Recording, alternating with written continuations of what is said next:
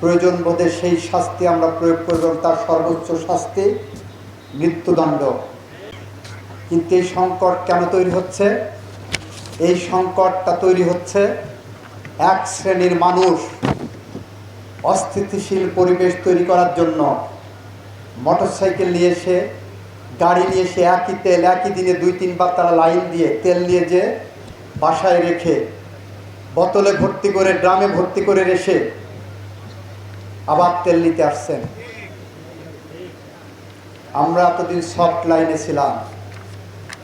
আমরা বলেছি 1974 সালের বিশেষ ক্ষমতা আইনে কালোবাজারি এবং মজুতদারির বিরুদ্ধে সেকশন 25-এর যে শাস্তির বিধান করা হয়েছে, প্রয়োজন বোধে সেই শাস্তি আমরা প্রয়োগ করব, তার সর্বোচ্চ শাস্তি মৃত্যুদণ্ড।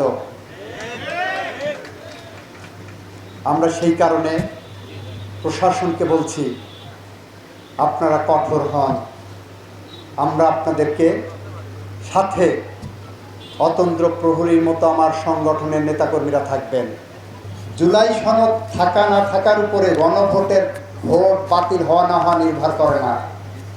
জুলাই সনদ নিজেই স্বতন্ত্র, স্বকীয় এবং কার্যকরী। জুলাই সনদ কার্যকর করতে পারবে এই পার্লামেন্ট। জুলাই সনদ কিভাবে কার্যকর হবে সেটাও জুলাই সনদের মধ্যেই বলে দেওয়া আছে। সুতরাং জুলাই সনদের সাথে গণভোটের বাতিল হওয়া না হওয়ার কোনো সম্পর্ক নাই। এটা আমরা পার্লামেন্টে সুস্পষ্ট হয়ে বলেছি। বিএনপি জুলাই সনদকে ধারণ করে হৃদয়ে, বিএনপি জুলাই সনদকে চেতনায় ধারণ করে। বিএনপি বিশ্বাস করে জুলাই সনদ এদেশের জুলাই আগস্টে 2024-এর জুলাই আগস্টে ছাত্র জনতা রক্তের আখরে লিখিত। বিএনপি বিশ্বাস করে জুলাই সনদ এদেশের আপামর জনসাধারণের মুক্তির একটি সনদ।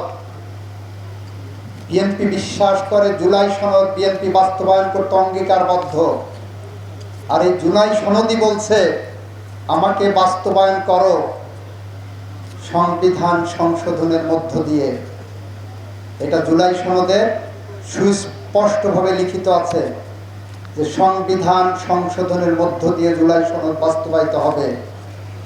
সুতরাং যারা বলছেন গণভোট বাতিল হলে জুলাই সনদ বাতিল হবে, এটা মিথ্যা বিভ্রান্তিকর তথ্য।